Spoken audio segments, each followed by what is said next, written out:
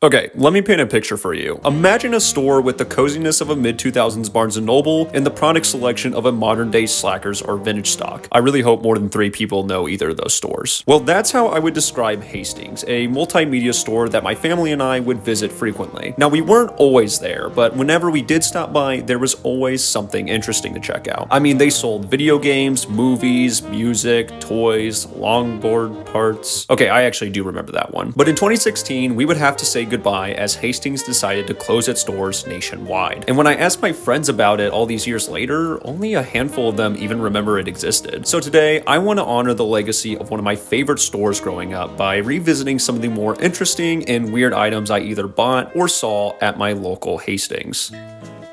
Now, I was well into the Nerf hobby by the time we started visiting the store, and Hastings was a great place to find new blasters. It was around this time that Hasbro introduced one of my favorite toy lines ever, the Nerf Zombie Strike series. And you better believe it was on the top of my radar. But in the distance, I found interest in Boomco blasters, specifically their tie-in line to the Halo series. And the only place we could find these at was Hastings. I mean, I remember seeing things like the Needler, the SMG, and, even Zombie Strike products from time to time. But even with all that in mind, I only remember buying 1 or 2 blasters throughout my various visits over the years.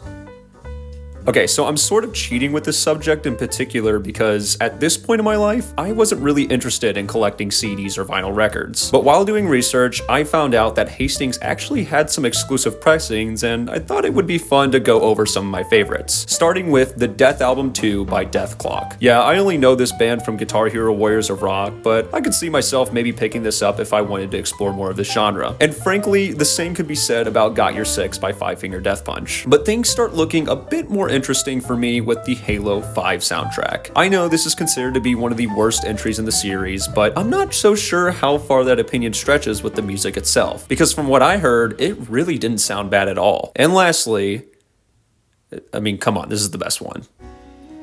Now, towards the tail end of our visits, I became much more interested in collecting video games. And not just the ones I was already a fan of, but expanding my taste to games I wouldn't normally reach for. Which is why I picked up Metal Gear Rising: Revengeance for a crisp $7. And I like to think I got my money's worth for the few hours I put into it. Sure, I didn't beat the game, but it definitely got me more interested in exploring titles outside my normal taste. Another game I looked at getting was Ghost Recon Advanced Warfighter 2. Now, unfortunately, I didn't pick up this game before the store closed, so I never got the chance to really check it out. But I thought I could bring on my friend Daniel, a Ghost Recon veteran, to give us his thoughts on the game.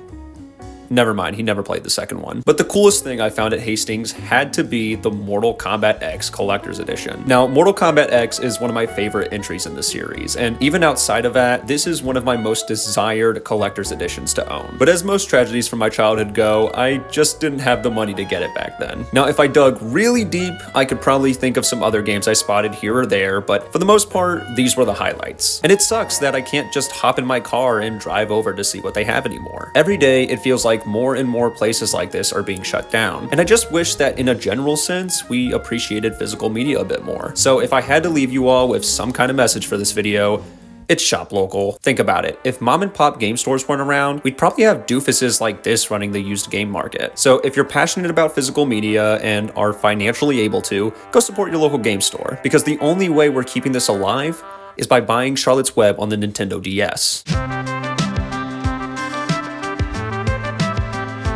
Actually, I lied. You need to get it on the DS and the Game Boy Advance. Glad I didn't forget that.